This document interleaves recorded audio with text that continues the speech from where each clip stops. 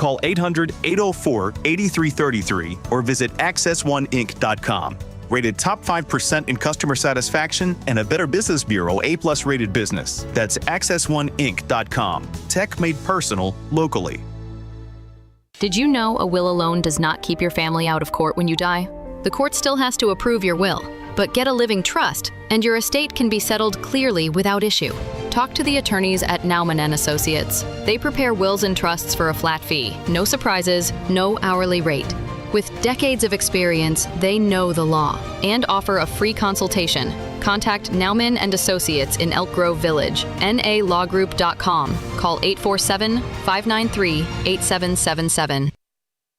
Portions of the following show may be pre-recorded. AM 560, The Answer.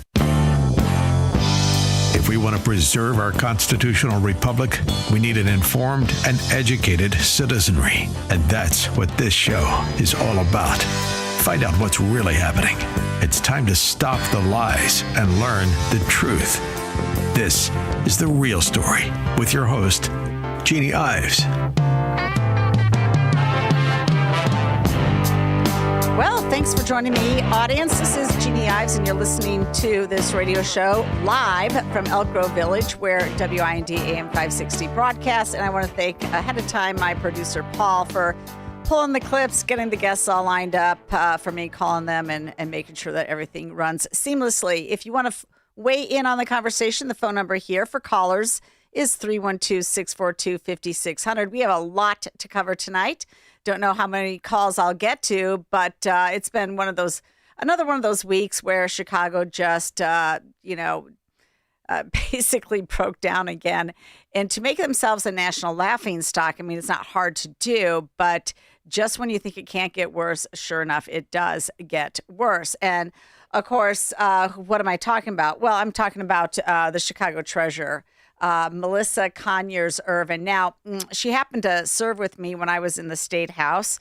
For a couple of years, she was there. She's simply a backbencher representative, didn't really do anything. But you know how it is when you're black and female and you grew up in a single-family home and you've got that sort of a story narrative and you're backed by Madigan, then you can go anywhere in the Chicago and in the state of Illinois. And she sure did. She moved from state representative up to then becoming the treasurer for the city of Chicago. Now, what her biggest fumble was this week is that she essentially said that because of Trump, and she obviously has Trump derangement syndrome on steroids and is infected by it to the point where she said, look, I'm treasurer. I'm in charge of about $10 billion, and we are not going to invest in any U.S. treasuries. Well, boy, she really stepped on it. Like there were multiple people, multiple organizations just simply calling her out for like this absurd idea. Chicago, of course, had to weigh in. Wall Street Journal weighed in. Chicago's financial Wizard of Oz, the city treasurer, boycotts U.S. treasuries to spite Donald Trump. That's right. That's what she did. She ignores the fact that U.S. treasuries are secure, liquid, and provide a better return than Chicago received on other investments. In making the decision, it was reported that she said, the residents for the city of Chicago will not feel an effect from our divestment of U.S. treasuries to send the message to Donald Trump that we will not bankroll his authoritarian regime.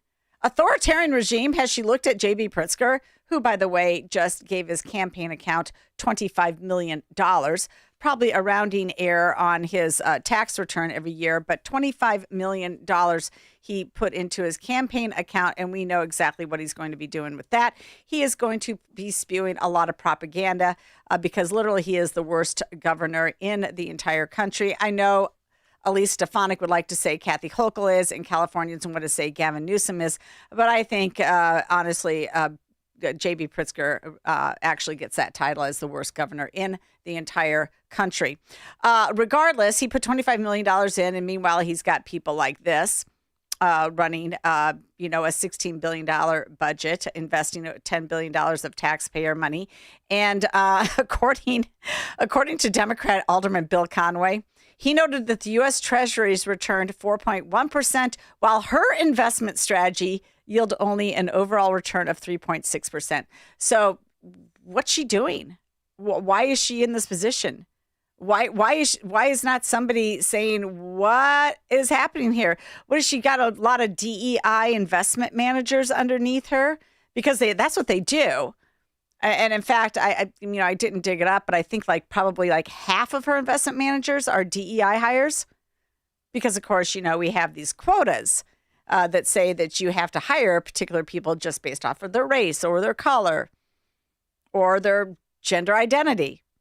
And so who knows what she's doing, but she couldn't even beat the secure U.S. Treasury's yield of 4.1%. She couldn't even do that.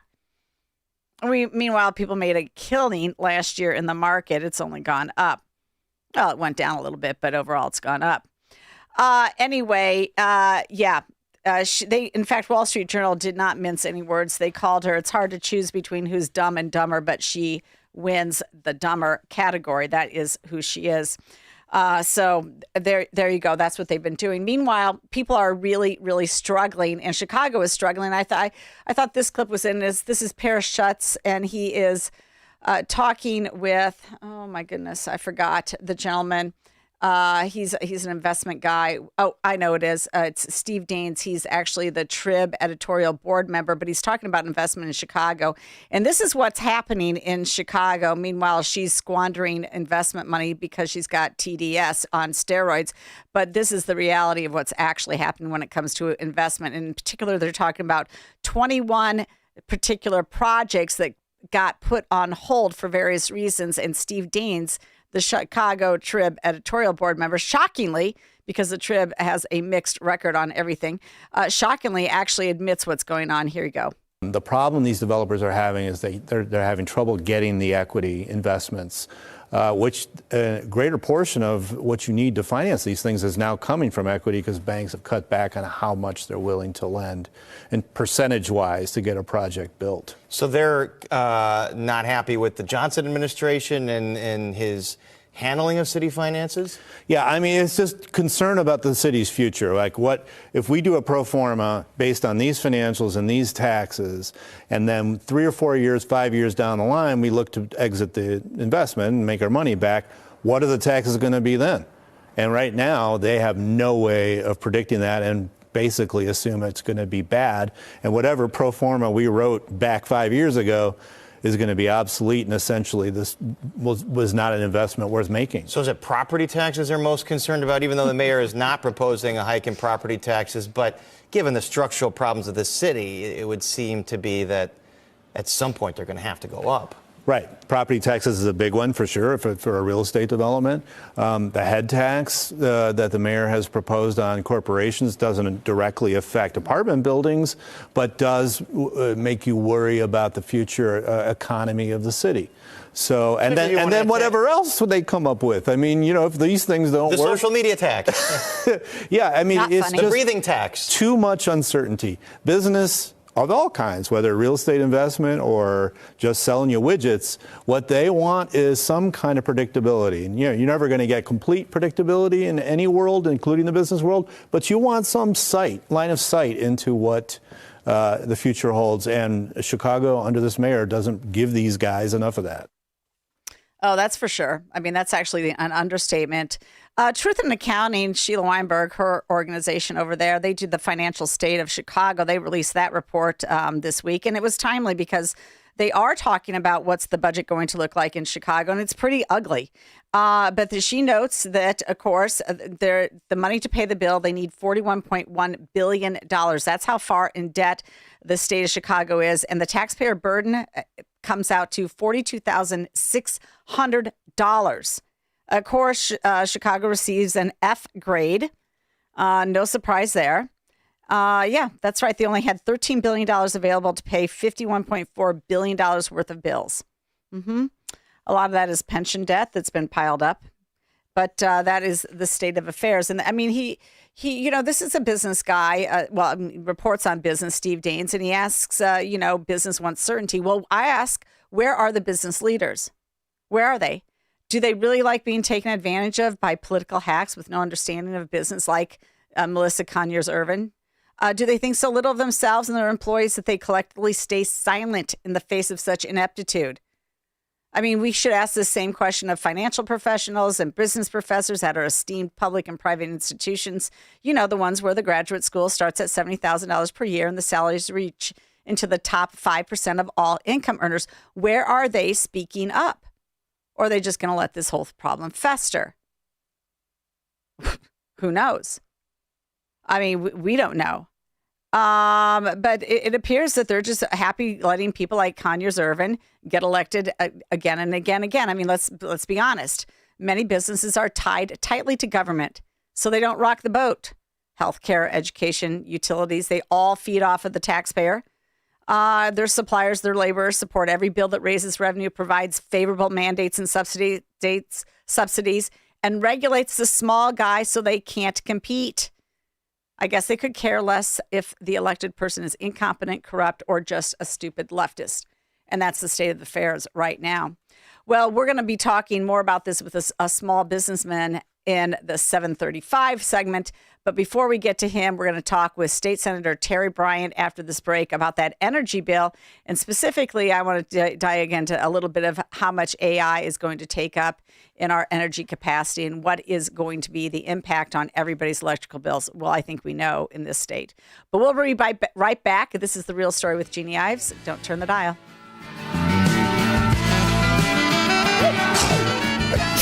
Hi, my name is Dr. Michael Huber. During cold and flu season, a nearby cough or sneeze can trigger a familiar dread, that helpless feeling of being defenseless against an invisible viral threat. But what if you could change the narrative? What if you could fortify your body's natural defenses? This is why I developed Virago, the immune enhancement cocktail designed to give your body the upper hand. Virago is more than a supplement. It's a revolutionary liquid formula packed with 23 powerful natural nutraceuticals for rapid absorption.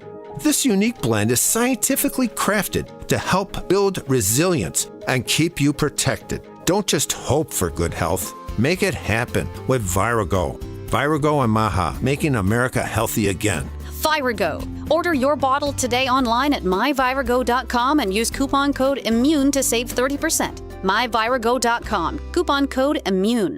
This month, Pure Talk is supporting Canines for Warriors, a terrific organization that trains rescue dogs and then pairs them up with combat vets struggling with PTSD.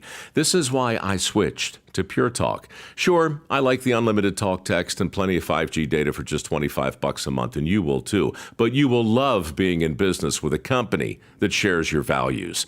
Dial pound 250, say micro, and switch to an American wireless company that actually stands for something. Pure Talk. Gage Diamonds has a secret for creating something stunning, something forever.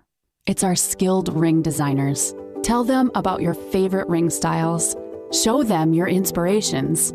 Together, you'll make magic. Schedule your in-person or online appointment. Gage specializes in exceptional lab-grown diamonds. Financing available. Visit GageDiamonds.com. We're engagement's middle name. You're listening to The Real Story with your host, Jeannie Ives.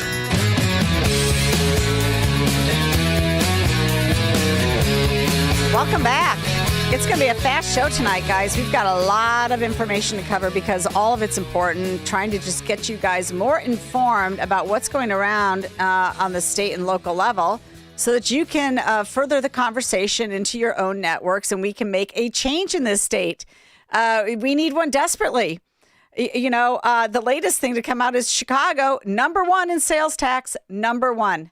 And how did that happen? Well, when they passed that transit funding bill, they allowed Chicago's sales tax rate to go up another 0.25%. And so that's going to now make them the highest sales tax in the entire country. I mean, we're just the top of every list you want to be the bottom in, and we're the bottom of every list that you want to be #1 in. That is the state of Illinois and Chicago specifically. But anyway, that's why we talk about these issues so that you guys are better informed and we can make a change at the ballot box. I got to tell you, one thing that is happening is we have this energy issue. And I reported this last week in my newsletter. I don't know if you read it or not, but Naperville is considering building a data center on the old Lucent property at the corner of Warrenville Road and Naperville Road. The project pits homeowners against wealthy corporations that have already started an influence operation to win over elected officials. They are doing this via a robust media plan designed to influence the opinions of those on the Naperville Planning and Zoning Board and the City Council, as well as others in the business community and the editorial boards. The project brings together a number of important issues, and interestingly, the hypocrisy of leftist ideologues. For example, there's a dichotomy here. Pritzker has demanded that Illinois rid itself of fossil fuel generation, but has incentivized data center construction, which can only be powered by reliable on-site power that comes through fossil fuels. In this case, the one that they want to put in Naperville will take 36 megawatts of power, which is 10% of the peak usage of Naperville right now, and they will have 24 backup diesel generators. So which is it? Do you want the diesel generation to go, or because you can't power this with wind and solar? And to prove what should happen, I've got this clip from a Senate hearing this summer. And it is Joe Boering. He is Monitoring Analytics president, and he's part of the independent market monitor for PJM. He knows what he's talking about when it comes to AI. And here's what he says the state should do when it comes to powering AI in the future. These are data centers. Take a listen. So data centers are a critical issue. And our simple proposal there is that data centers should be required to bring their own generation to meet their own need. Data centers have an impact on transmission costs. Data centers have an impact on capacity costs, and data centers have an impact on energy costs. And when I say impact, I'm talking billions of dollars, not just a trivial increase. The other option is to wait in queue until PJM can serve those resources reliably.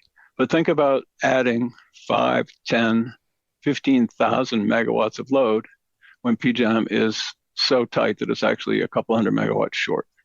There's simply no immediate way in the immediate future to meet that load unless, in our view, those data centers are required to bring their own generation.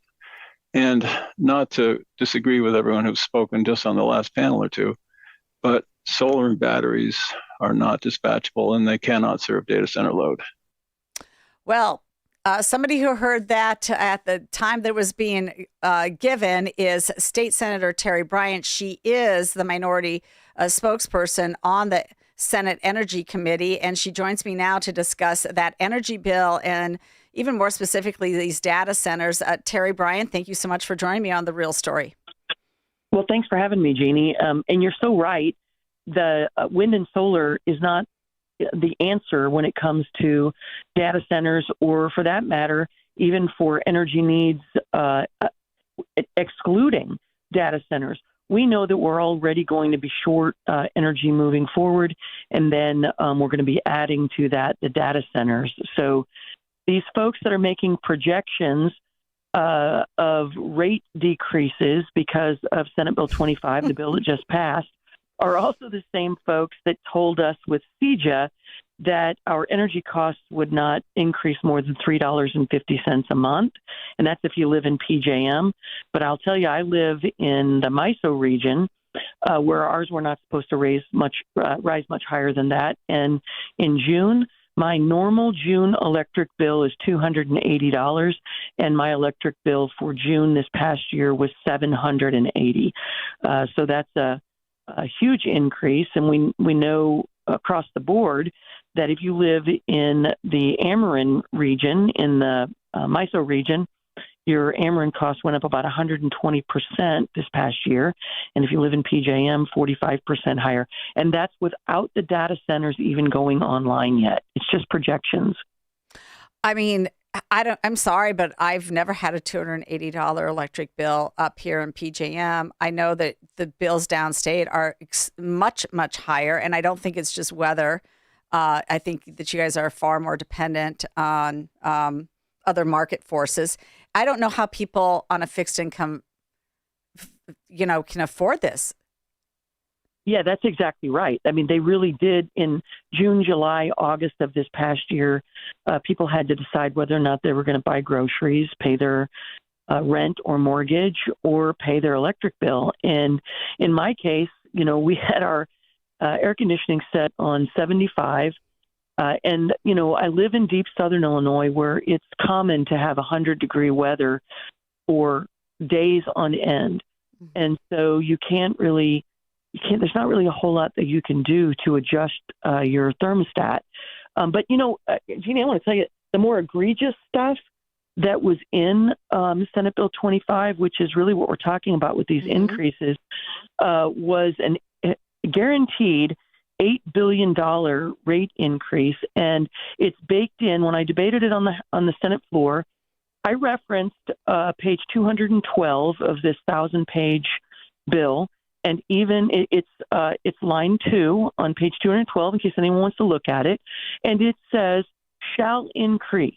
And what it's referencing is a guaranteed rate increase, and that is going to allow the number one hedge fund in the world that's going to be backing all of these battery storage facilities to recoup every dollar that they spend towards those battery storage facilities by laying that on the backs of the ratepayers. So when I asked Senator Stottleman, who is the sponsor of the bill in the Senate, I've given you the page and the line number for a guaranteed rate increase. Can you tell me where these decreases are that you claim are going to happen? And by the way, I'll just tell you and your listeners that those rate increases wouldn't even come, if they came, until years 5 to 7. But there is no guarantee rate decrease in this bill. It's pie in the sky. I say it's like rainbows, Palomino ponies, and popsicles. If everything lines up perfectly, exactly the way the projections are made, they claim, they being the progressive Democrats in the Illinois Senate and House, claim that we would have a rate decrease. We need rate decreases right now. And I'd like to, if you don't mind, jump back to this idea keep going. of data centers Tell it. bringing their own energy. Yes. I believe there's an Amazon proposal where they are buying a decommissioned naval vessel, U.S. naval vessel, so that they can get that small modular reactor from that naval vessel in order to bring their energy. So it's not a bad idea to have them bring them. If you're in that PJM market, when I was in Boston for NCSL, some of the people that were there from Maryland were so angry because, Maryland, Virginia, not just Chicago, they're all in that PJM market. Yep. And they call Virginia the energy sucker of the world. And that is because they have all of the data centers that are connected to the Pentagon and so forth. So, they already know Maryland's spending billions of dollars to put in transmission lines to get energy that they're never going to get. Because they're going to, down here, they say, oh, well, we don't have the transmission lines. Up your way, they say, oh, we need the transmission lines. In Maryland, they're putting in the transmission lines, but there's no energy to provide to them. Again, it's because we're getting away from fossil fuels. Well, honestly, my husband's building one of those transmission lines. He's building it from Philadelphia to Baltimore because they think they're going to get rid of a coal plant in Baltimore, and they're going to take the nuclear power from Philadelphia and move it down that way. But I guarantee you, the coal plant is never going away because we need more energy, not less. They are never going to get rid of that. And I think, Terri, isn't that one of the biggest lies that they're telling us about all this clean, green energy, which, by the way, has been completely debunked. Even Bill Gates has said, okay, we went over the top on that. It's really not an existential threat. Even he has said that now. But these leftist Democrats that you have to deal with and debate, they don't want to believe any reality. They don't want to believe experts like Joe Bowring. They want to think that you can run a modern economy on wind and solar, and you cannot. The transition fuel is gas. Well, that's exactly right. And let me tell you how disengaged Governor Pritzker is with his own state while he's trying to run for president. He was standing at a ribbon cutting in Mount Vernon, Illinois, which is the geographic heart of my district, and said to the owner of the facility where we were doing the ribbon cutting, he was so grateful that their company is 100% solar. They're going in 100% solar. Now, I haven't seen this company yet go through a Southern Illinois winter, so we'll see how that goes. But nonetheless, then he said in Illinois, we don't have the gas and oil that Oklahoma and Texas have. Well, he's standing in Mount Vernon, Illinois, which is the headquarters for the Oil and Gas Association for Illinois, and it is so important because Illinois sits on from Nashville, Illinois, to all the way over about halfway through the middle of Indiana is the Illinois-Indiana oil basin. We have as much oil and gas as North Dakota. A lot of people just don't know it. And here's the governor of this state who is so misinformed or so disinformed or so disconnected that he doesn't even know that he was standing on one of the most oil and natural gas rich areas of the entire country. Yeah, he's so bad in so many ways. He's just a total disappointment. And by the way, Terry, he made it well known to another alderman that he wants a progressive income tax again. So that'll be another fight. Terri Bryant, thank you so much for joining me. I really appreciate you.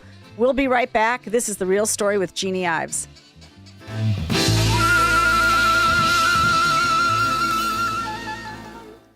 Hugh Hewitt reacts to election results. Chuck Schumer thinks he won last night. He didn't. But blue states are blue states. They're going to blue state. And California opened the door for every state to do what needs to be done, which is redistrict, gerrymander, follow the lead, Indiana, get on board, Florida, wherever you can, redistrict to win.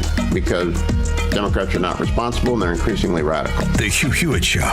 Afternoons at 2, right before Sean Thompson at 4 on AM 560. The Answer.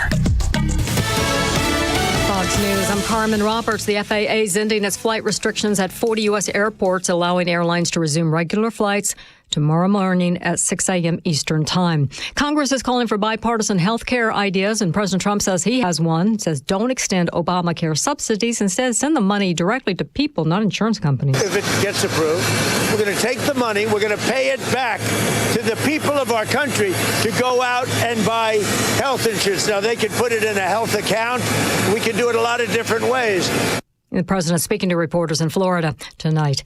Pentagon says it struck another suspected drug boat in the Pacific, killing 3 people. They say that this vessel was being operated by a designated terrorist organization and that intelligence confirmed that the vessel was involved in illicit narcotics smuggling. Fox's Madeline Rivera. America's listening to Fox News.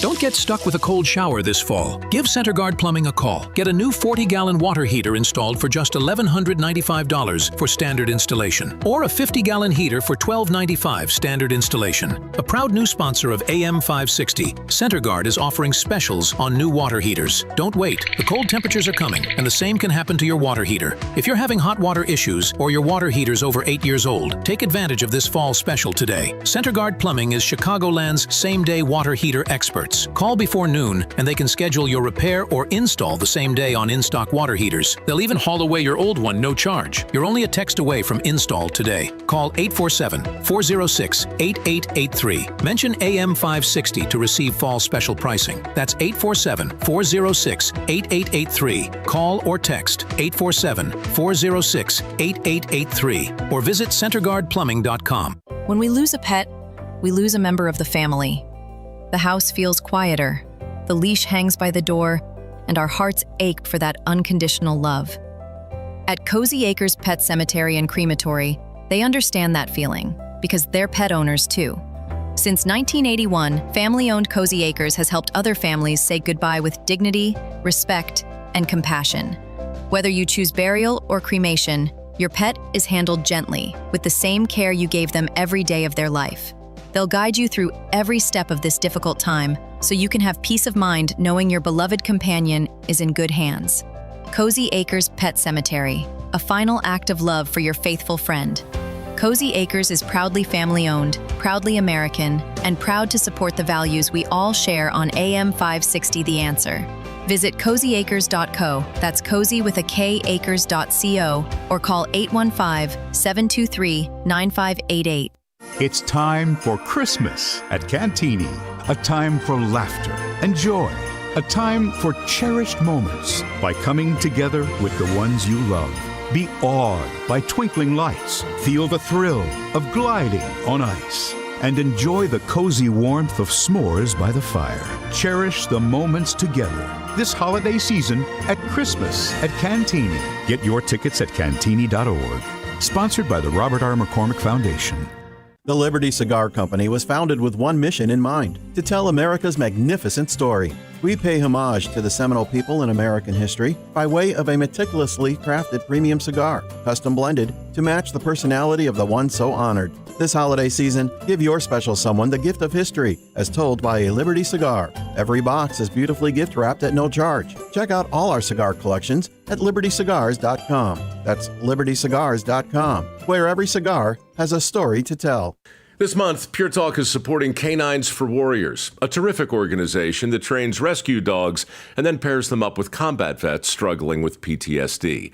This is why I switched to Pure Talk. Sure, I like the unlimited talk, text, and plenty of 5G data for just $25 a month, and you will too. But you will love being in business with a company that shares your values. Dial pound 250, say micro, and switch to an American wireless company that actually stands for something. Pure Talk. Gage Diamonds has a secret for creating something stunning, something forever. It's our skilled ring designers. Tell them about your favorite ring styles. Show them your inspirations. Together, you'll make magic. Schedule your in-person or online appointment. Gage specializes in exceptional lab-grown diamonds. Financing available.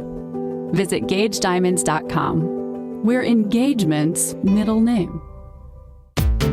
We now return to the real story. Here's your host, Jeannie Ives. Welcome back. Thanks for joining me. This is The Real Story with Jeannie Ives, where we put people who on the air that actually know what they're talking about, not necessarily pundits or anything like that. We like to talk about people who are, experienced, competent in the fight and doing what they do, like you just heard from Terri Bryant back then. And I wanted to talk to I love talking with small businessmen because I do think that they're the heart and soul of America. There's honestly nothing more difficult to do than to run a small business. And so I met Jeff, who you're going to hear from shortly. I met him at Freedom Summit last week, and I thought, you know what, I really want to have you on to talk about how small business is having to deal with the state of Illinois. I mean, let's face it. A lot of folks would move their business out of Illinois if they could. In some cases, maybe they've got a cash cow, meaning most of the assets are already paid for, and they're just paying a variable cost on the production. Maybe their customer base is here. Maybe their family's here. So there's a lot of reasons to stay, and they want to stay, but it gets more and more difficult for them to make a profit. When they don't make a profit, guess what happens? They don't then get to reinvest it in their own production, in their own employees, or possibly even charitable works. Ken Griffin just announced a multi-million-dollar donation to a cancer research center down in Miami. And guess what?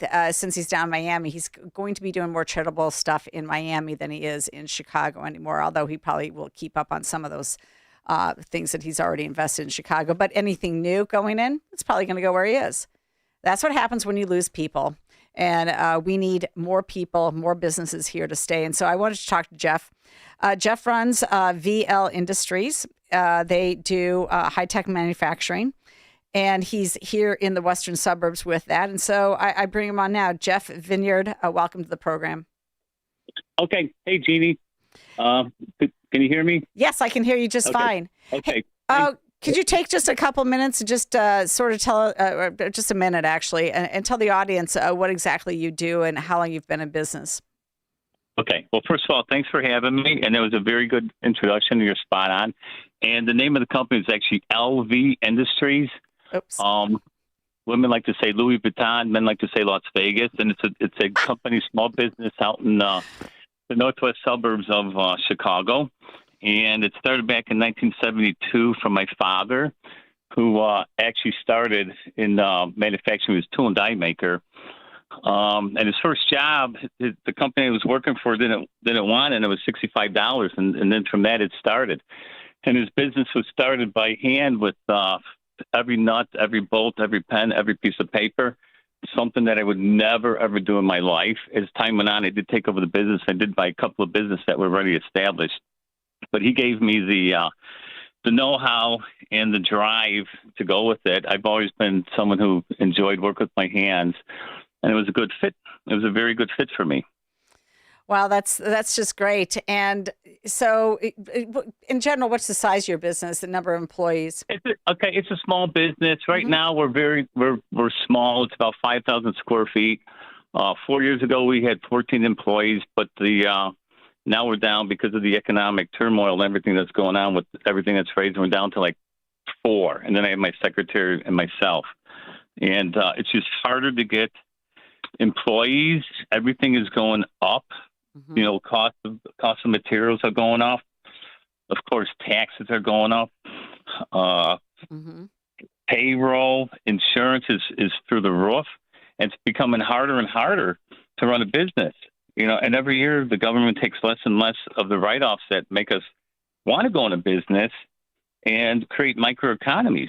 You know, I employ people in the area, and they come into the community and they buy their fuel here. They buy their groceries, they buy their lunch. And so I feel that we're doing, you know, justice to the American economy, and the politicians want to keep taxing us because they think that, because you own a business, you're rich and you can afford it, and we'll just pass everything on to you guys. Well, you know, I used to be the minority spokesperson on the Labor, Not Commerce Committee, which is what I called the Labor and Commerce Committee, because they were all about labor and not about commerce. And, you know, that goes on today. So, you know, I was just looking over some of the bills that they passed. And, of course, they put in this one, the Illinois Workers' Right and Workers' Safety Act. And so, you know what it is? It's just more rules that you have to follow as an employer. I mean, they just assume that employers are bad actors to their employee, that they run completely unsafe places, and that they just want to screw their employees over. I mean, what have you seen in terms of regulation coming in, local or state, that is just like nonsensical to you? I know we talked before, you had a couple really good examples of just stuff that didn't make sense. Yeah, well, of stories of bureaucracy. A couple ones that your listeners might enjoy is when we move into the building. Well, the building's in DuPage, and I live in Cook County, so I can tell you both about the Cook County situation, DuPage situation. But they had my dad. The building was black, and they'd come and they came with a citation for us to change the color of the building. And my dad said, "Well, we're okay with the building, but what color do you want?" So the one week they wanted it to be blue, and then the next week they wanted it to be another color. And my dad's like, "What do you want me to do? You know, I'm going to go to court." And of course, they had to go to court. And he's like, well, every week you keep changing these rules. 1 week it'd be purple, pink, whatever. So eventually they wound up making it, you know, sandblasting the building, make it into the natural brick. But I have another story where the fire department came, and they didn't like the color of our sign in the front, LV Industries, 508 Meyer Road, and the lettering was painted in black. And the fire department came in, and I happened to walk in the office at the time when my dad was talking to him, and they were arguing that he wanted to have it blue. And I walked in, my dad's like, "Why would you want it blue?" He goes, "Well, if we have a fire, we got to know the address to go to it." My dad goes, "You know, I'm not as educated as you guys, but I'd probably look for the smoke and then go to that place. I don't think the address really matters in a situation like that." Bureaucracy like that. I had another one just recently where it was February a couple of years ago, and it was kind of warm out, and the village came in, and they wanted to have me cut the grass. And I'm like, "Cut the grass? It's February. There's snow on the ground." And like, "Yeah, well, it's nice and warm, and we want to beautify, you know, Bensenville, the community of Bensenville." And that's one of the reasons why I said they're all on vacation. They're in Arizona. They're in Florida. I can't get anybody. Well, they gave me a violation. Said if you don't get it done, we're going to fine you $700 a week. So I ignored it, and then they came out with the EPA, and we had a little sit down talk. And I was like, "Why is it so important?" They're like, "Well, because you're going to ruin the water tablet, the water basin." I'm like, "What is that?" "We have to have pure water for everybody to drink." I'm like, "So you're worried about me cutting the grass because it's going to change the water table?" I'm like, "Yeah." And I said, "Well, that doesn't make sense. What about like in the park districts, the forest preserves, the school playgrounds? oh, that's a different law. That doesn't mean anything. I said, but it's the same thing. So I did get out of that one, but there's so many things. Or like the building, the inspectors come constantly getting badgered by inspectors. They come in and they take a screwdriver and they poke the walls to see what the thicknesses of the drywall is. You know, they want the parking lot to be perfect. You know, I'm trying to run a business and have a microeconomy, and it just goes on and on and on and on and on, and it's aggravating. And every year it gets worse. And I'm like, why am I still in business? Right. You know, and like you said, moving out of the city, I can't move because I have 2 businesses, the family. I got a lot going on in Illinois, but I definitely would move to Tennessee or Texas, where they're more bread and helpful to businessmen and taxes, and give us incentives, because we take all the risks. That's right. You know, You sure do. We borrow, we do the payroll. We take on all the responsibilities. I have sleepless nights. How am I going to do this? Mm-hmm. Right. And then they pass bills like part-time employees' organ and blood donation eligibility. And it provides that a part-time employee or a full-time employee or a part-time employee must be given time off to go give blood. Paid. Yes. It's just like, it's like, okay, what else? Like, are they going to do to you? You know, and days off for pregnancy.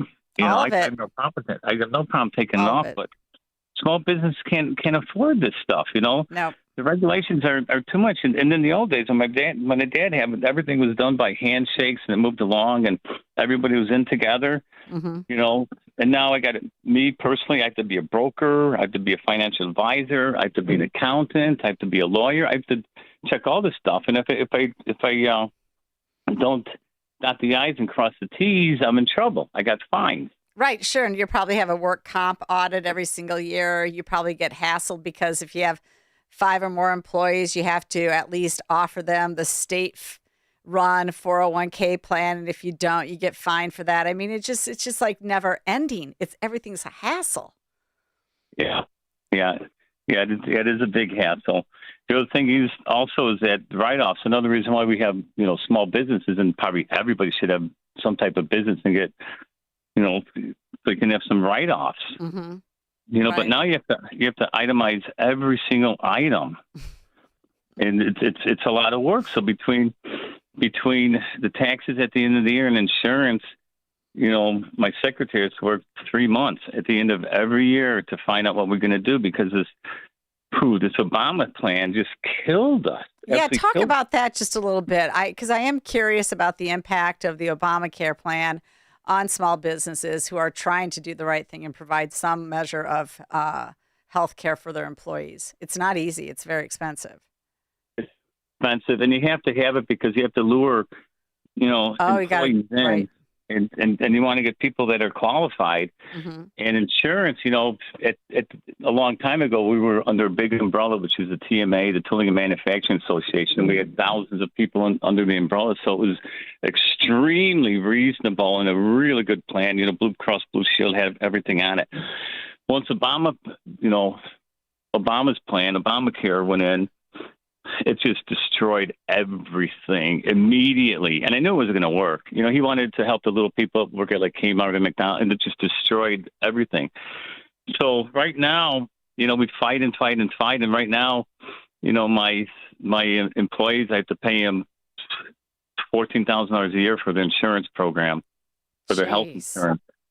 And everybody on them with the taxes, property taxes, business taxes, everything. I have to work January, February, March, April, May, June, July, August, September, October, and pay taxes and bills and taxes and bills. So finally, at the end of October, November, December is when I can finally make money to put in my pocket. But then I can't put it in my pocket because I got to do depreciations, and the government won't let me save that money and put it into something that is a savings account to buy a bigger building, and hopefully incentivize it so I can put more money into the business, into the manufacturing, making America great, and help the economy altogether. Right. But instead, they have all these rules that don't allow us to do that.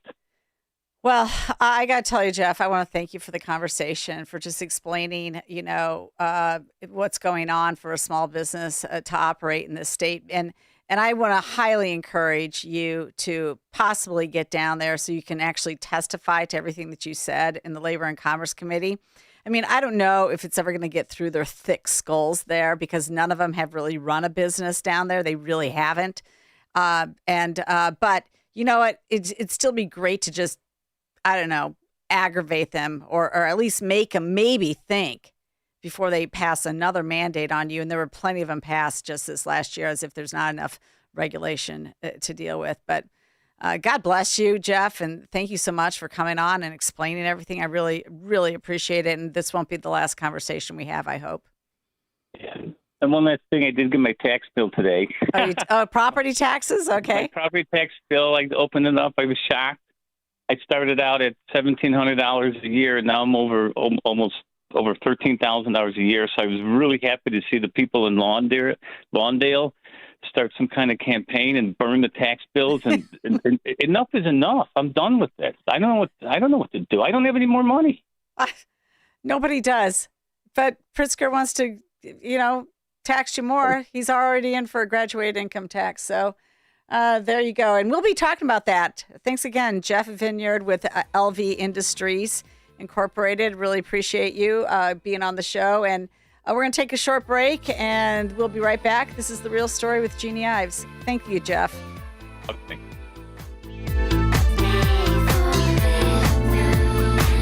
A great smile can make you feel happy and confident. So when you consciously conserve your teeth, that glowing smile will show through. At Best Dental Group, doctors Economos, Gavalis, and their staff are ready to help you create that perfect look or maintain the one you have now. Along with general dentistry, Best Dental Group is a multidiscipline practice with an orthodontist, periodontist, and prosthetic specialists on site. They use the newest breakthroughs in dental technology such as titanium implants, Invisalign clear braces, and laser treatments. Don't let fear get in the way. They can recommend sedation to make your experience as comfortable as possible. Best Dental Group is located in historic downtown Bartlett and is a multilingual office. Call 630-830-4930, 630-830-4930, or visit bestdental.org. Best Dental Group, sharing your conservative values and helping you to conserve your teeth. If you need custom boxes and crates, expert packing and crating, import-export transloading with heavy lift capability, the DC Group delivers. It all started 51 years ago with DC Export and Domestic Packing, the hard work of founders Dominic and Carol Cochemiglio. Their family's desire to exceed customer expectations, backed by an incredible team and loyal customers, is now driving expansion. From their humble roots in a garage-sized building to 100,000 square feet in the Chicago area, 45,000 in Greenville, and a new Houston facility, they're coast to coast. And their sister company, DC Transport, handles everything from container drayage to super heavy haul loads across North America since 1991. Whether it's packing and crating, transloading, transportation service, or trade shows, the DC Group delivers. Those that attended FabTech 2025, we'd love to hear from you. Get your quote now at dcexport.com. That's dcexport.com, your trusted logistics partner. Your local State Farm agent Anthony DeGrotto combines good neighbor service with surprisingly great rates. You can combine your home, auto, and life insurance to not only save you money, but give you the peace of mind you've been looking for. Anthony DeGrotto is your go-to agent in Chicagoland. He and his team will work for you to provide the best service you expect at the price you want. Combine your home, auto, and life insurance today. Anthony DeGrotto will help you mix and match things perfectly. His State Farm office is a top pick 2024 Daily Herald Reader's Choice Award winner. He's a proud supporter of Tunnel to Towers and like-minded as you. His State Farm agency is currently looking to add members at their Roselle office. Call Anthony at 847-895-1500 today or visit DeGrottoSF.com. That's DeGrottoSF.com. Like a good neighbor, State Farm is there. Individual premiums will vary by customer. All applicants subject to State Farm underwriting requirements. The American military brings together brave men and women from across the country who have chosen to answer the call when their country needs them most. At aviatorfuel.com, We know the military because we live the military life. With books written by a Navy pilot and run by a hardworking military spouse, AviatorFuel.com is proud of our service and our country. That's why we never compromise on authenticity. Our cocktail books are modeled off the real Army, Navy, and Marine pilot checklists that military aviators have used for decades. But instead of a procedure on how to handle an engine fire, you'll find the procedure for how to make a mojito. From classic recipes to military specials like the Queen of Battle or the Afterburner, our cocktail books have something special for every veteran. So go to aviatorfuel.com and get ready to raise a glass to the brave men and women who serve our country. That's aviatorfuel.com.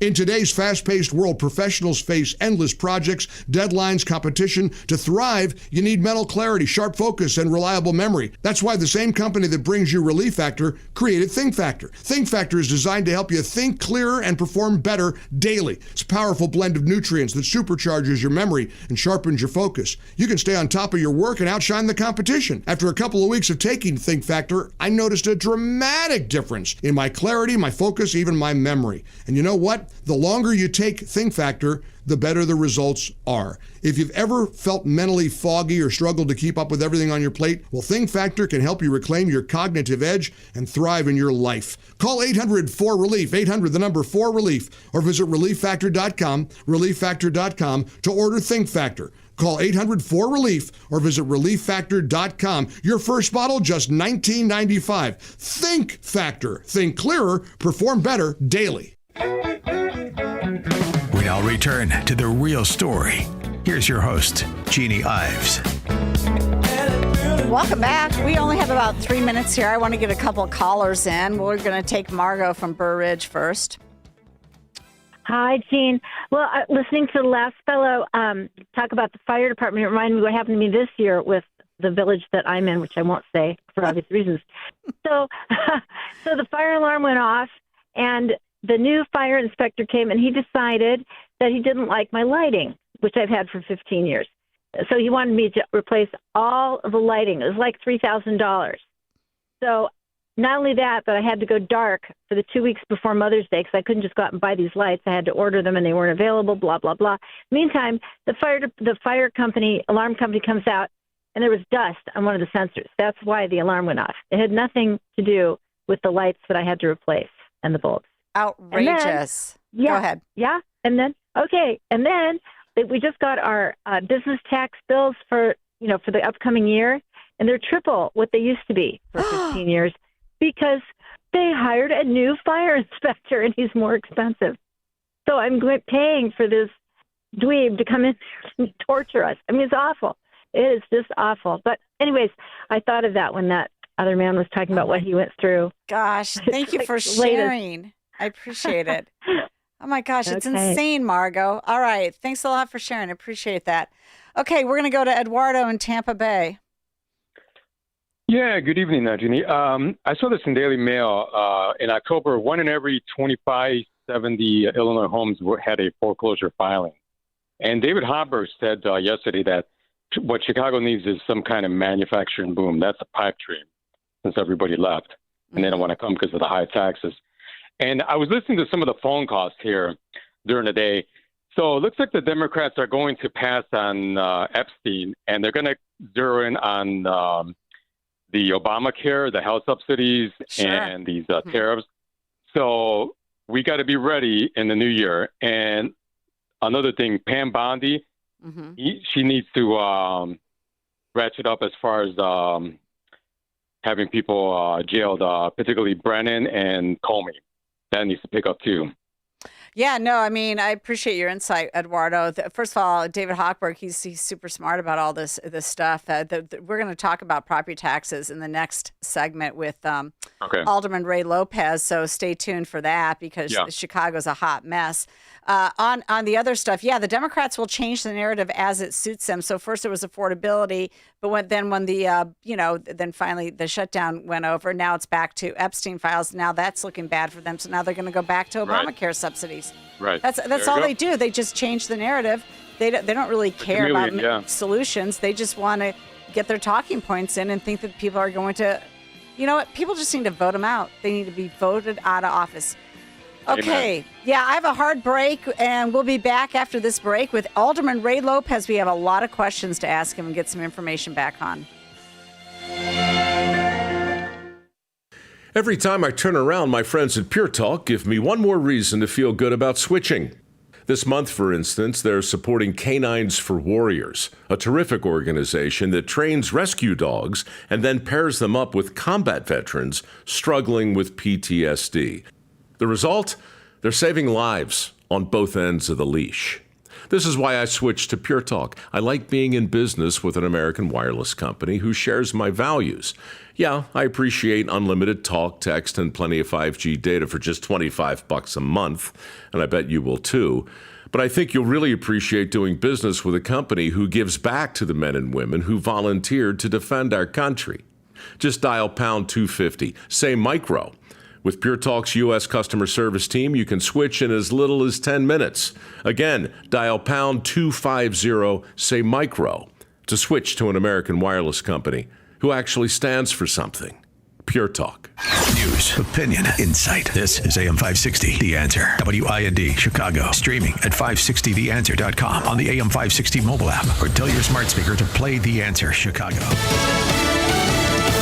The U.S. strikes another alleged drug boat. I'm Carmen Roberts, Fox News. The U.S. military carries out another strike on a boat that it says was carrying drugs and being operated by narco-terrorists. That strike in the Eastern Pacific killed 3 people. This comes as the USS Gerald Ford, the world's largest aircraft carrier. It is now in the Caribbean, and this is joining the military buildup that has gathered in the region. The administration says the U.S. operation, formerly named Southern Spear, aims to remove narco-terrorists, but there has been bipartisan concern regarding the legality of the strike against these alleged drug boats. Fox's Madeline Rivera. This was the 21st strike in the Caribbean and Eastern Pacific, leaving at least 83 people dead.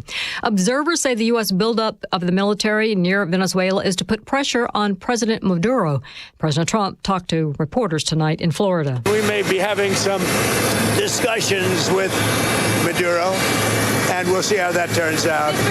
They would like to talk. More than 100 Republican House members may join with Democrats this week in voting to release the Epstein files.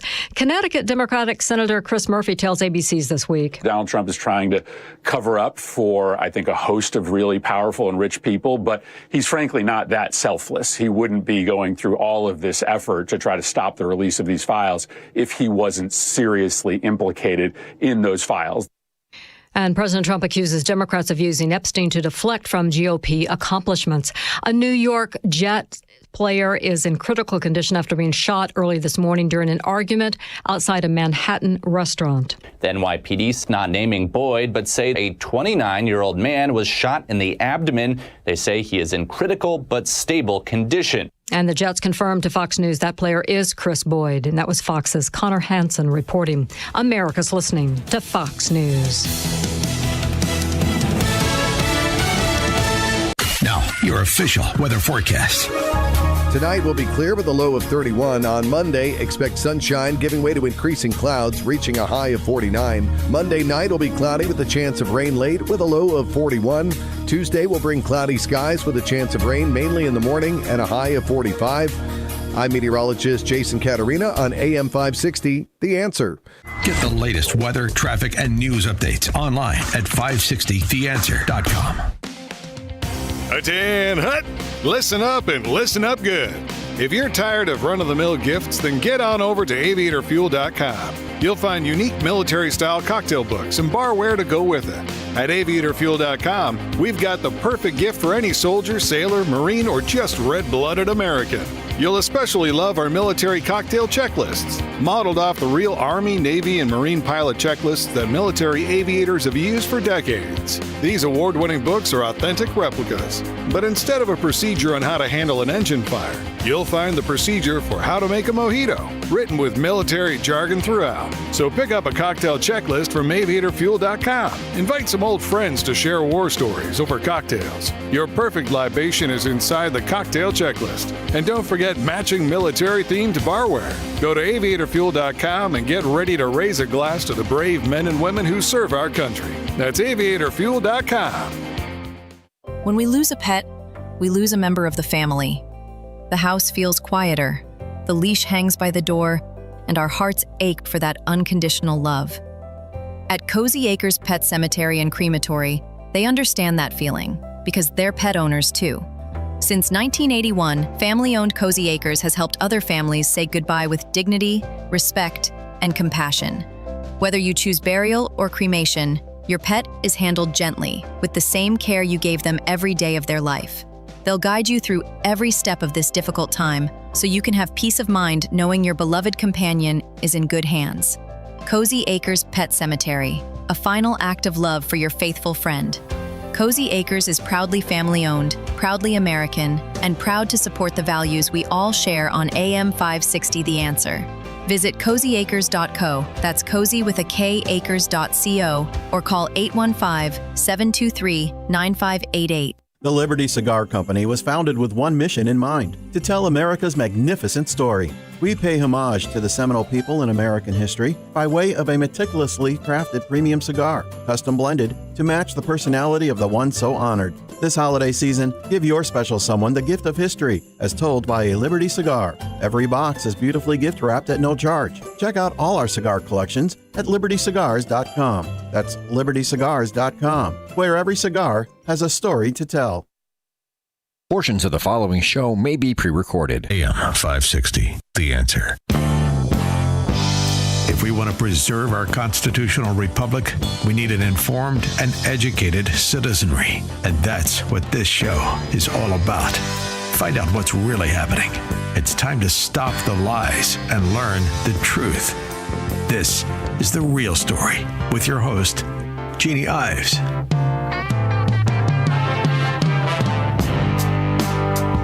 Welcome back. Thanks for joining me tonight. Let's get right to it because I have Alderman Ray Lopez on the line. He is a voice of reason in a sea of disinformation, misinformation, and downright just ridiculousness when you look at the Chicago City Council. And I say that with complete honesty, especially after the Conyers-Irvin TDS infection that said that we're not going to invest in any U.S. treasuries, which is nonsensical, to say the least. And I know the alderman agreed with that, as did the Chicago Tribune, as did the Wall Street Journal, as did numerous other publications around the world. So, I mean, this is just the latest, and we did cover that in the first hour a little bit. But Ray Lopez is just a voice of common sense. And when it comes to any of the issues, whether it's sanctuary state, immigration, property taxes, the budget, I really appreciate him weighing in with just common sense ideas.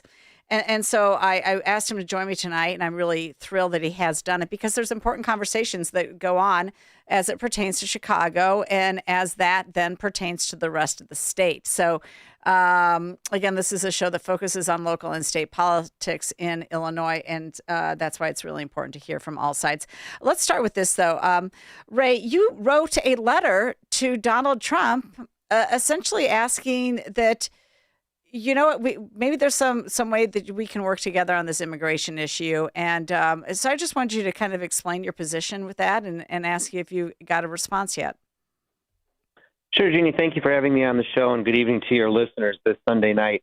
About 3.5 weeks ago, I sent a letter to President Donald Trump trying to come up with a solution to our dysfunctional immigration system here in the United States.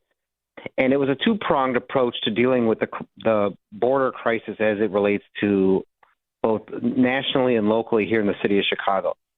And what it basically said was, we have to separate the two parts of the undocumented universe, of the non-citizen universe, basically. We all know that roughly 15 million individuals or more came in under the previous Biden-Harris administration, were granted legal protections to stay, and manipulated asylum in order to gain entry into this country with their court dates put off for almost a decade down the road. Mm-hmm. Then you also have the 11 million undocumented individuals from countries like Mexico and others that have been here for 10, 15, 20 years, promised a path forward by every Democratic administration and politician imaginable, and completely forgotten about when the new asylum seekers arrived. So in my letter, I said we could address both issues simultaneously, and it allow him to stay true to his campaign promises, to his right, and do something more transformative than Ronald Reagan ever dreamed possible.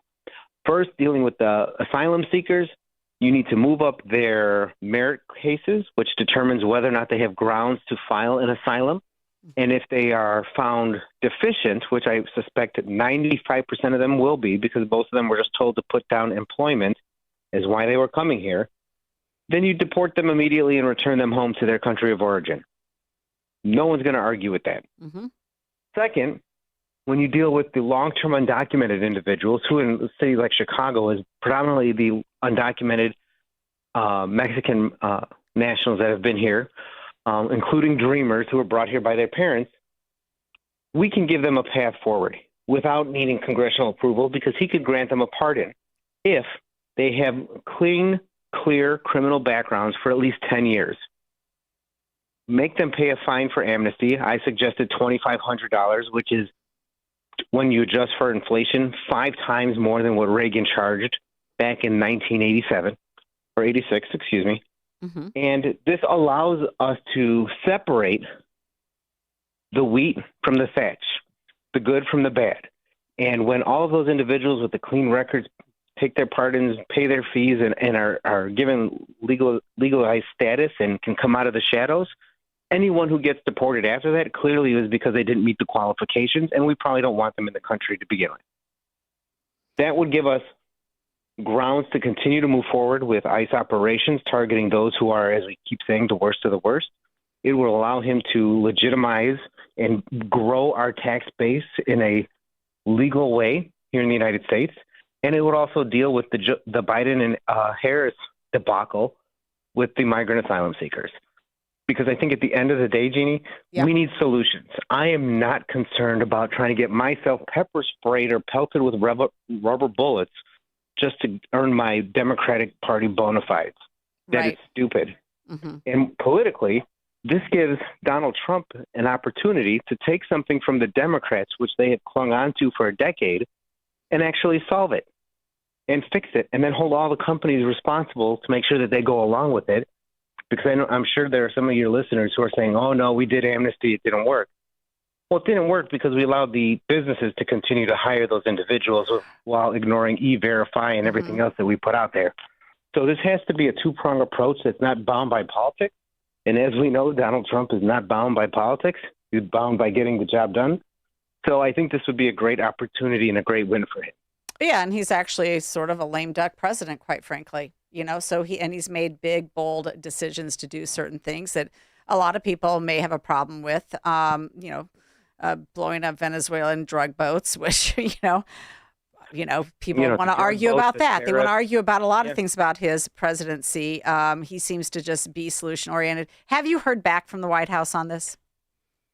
So as our timing would have it, we have not heard back directly from the White House. The week the letter was, I'm assuming, arriving at the White House, he was announcing Middle East peace and the end of 8 wars. Right. And then he went to Asia, excuse me. But I believe that we have a multi-front approach in getting this before him. And my sources tell me that they are, in fact, discussing something along this lines now within the White House. So directly or indirectly, the wheels are moving in our favor on this topic. Well, and to your credit, Ray, you haven't been out at Broadview, joining the protest mania there and, interfering with ICE operations. You've actually requested that the city get rid of its sanctuary state status because it is dangerous. And honestly, I think overall, if we weren't a sanctuary state, we would have much better operations, and cooperation would mean that, some of the stuff that you see happening probably wouldn't happen. Well, that's, in my opinion, exactly why they did not want to change the welcoming city ordinance. They did not want to amend any of the sanctuary laws because they wanted those pictures of ICE and CBP in our neighborhoods. Mm-hmm. Having our police and federal agents do a peaceful transfer of custody of someone who we have caught selling drugs, trafficking women, or abusing children doesn't make for good headlines. Right. Having the tamale lady arrested because ICE was going through the neighborhood chasing someone and bumped into her too That's what my colleagues in the Democratic Party wanted. That's what J.B. Pritzker wanted, what Brennan Johnson wanted, and all the Latinos out there. That's exactly what they wanted. They wanted their AOC at the cage crying moment. Yeah, they did. And they all got it. Yep, they sure did. And the only ones that have suffered are those long-term undocumented who've been swept up. Because you know who went into hiding were all the Venezuelan migrants who have legal protective status. Meanwhile, everybody in Chicago that's been picked up overwhelmingly have been not the worst of the worst, just the wrong place in the wrong time. But they were given a false sense of hope and security by Brennan Johnson and others who said, oh, I issued my 15th executive order against Donald Trump. Don't worry, you're safe. Right. Or we're sanctuary. Right. Don't worry, you're safe. And now they're on their way to being deported back to their country of origin. Yeah, no kidding. I mean, that's just the reality of it. Okay, let's turn quickly to the Chicago budget because it seems to be a real political football for everybody. They don't know what to do, how to solve this budget problem. And then you literally had people in Lawndale last night creating a bonfire. ABC7 reports on it. I imagine there were other people literally burning their property tax bills. Just are we at a tipping point? Are they going to actually make some cuts instead of trying to find new revenue? Well, I don't think Brennan Johnson wants to find cuts. I don't think he knows how to spell the word, let alone articulate the thought. It's 4 letters. Because it's never come up. Right. You know, we have always said that the city's budget has ballooned 50%, 50, since COVID. So from in the last 5 years, now going into our fifth budget post-COVID, you know, we've gone from $12 billion to almost $17 billion. And the only reason there's a decrease this year is because Donald Trump took away about $500 million in grants. Otherwise, we'd be over $17 billion. But the reason that we continue to have so many problems, with this budget is that Brennan Johnson is trying to use all of the jobs created with COVID money and shift them onto the Chicago taxpayers. You know, you had temporary money, which you're trying to make permanent, and taxpayers are being squeezed again. And many of us say, why don't we just go back to our 2020 pre-COVID budget, adjust for inflation, cut where you need to cut, and look at what we can do better before we ask for taxpayers for $1 more. And sadly, the mayor and his communist socialist allies do not want to go that route. He gaslights them at every turn saying, well, if I'm going to cut anything, I'm going to cut your garbage service. He's not going to cut the 15 deputy mayors that he pays $175,000 to sit around and tell him what a great haircut he has, but he's going to cut the frontline workers that actually deliver for the city of Chicago. So we're going to continue to fight him and his reckless borrowing because what he can't get in new taxes, he's going to borrow. Tomorrow there are 2 bond ordinances, as you know, that's for debt. One for $2 billion, one for $1.8 billion. So this is year after year that we're taking out billions of dollars in debt, just as we were just starting to come out from underneath it.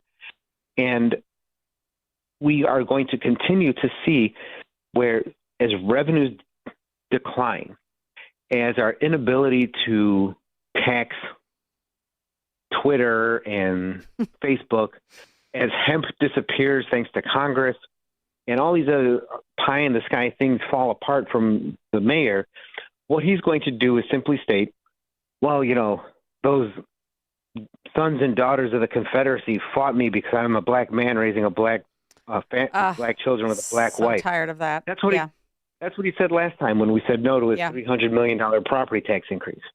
So I can't wait to see what he calls me and my colleagues this week when we say no again. And incidentally, he didn't even file the tax ordinance.